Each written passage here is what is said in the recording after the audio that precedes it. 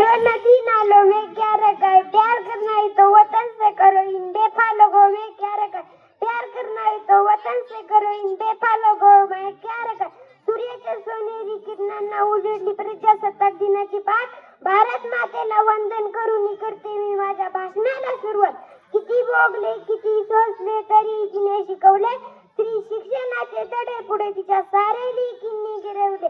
अध्यक्ष महोदय, पूज्य गुरुजन वर्ग आणि इथे जमलेलं माझ्या बालमित्रांनो, आज मी तुम्हाला 26 जानेवारी बद्दल 2-3 शब्द सांगत आहे. ते तुम्ही शांत चित्ताने अशी माझी नम्र विनंती. सर्वांना माझा नमस्कार. माझे नाव स्वरा रावळे. मी आज तुम्हाला सावित्रीबाई फुले यांच्याविषयी 2-3 शब्द सांगत आहे. सावित्रीबाई फुले यांचा जन्म 3 जानेवारी 1831 मध्ये सातारा जिल्ह्यात नायगाव येथे झाला. त्यांच्या आईचे नाव लक्ष्मीबाई तर वडिलांचे नाव खंडोजी नेवसे पाटील होते.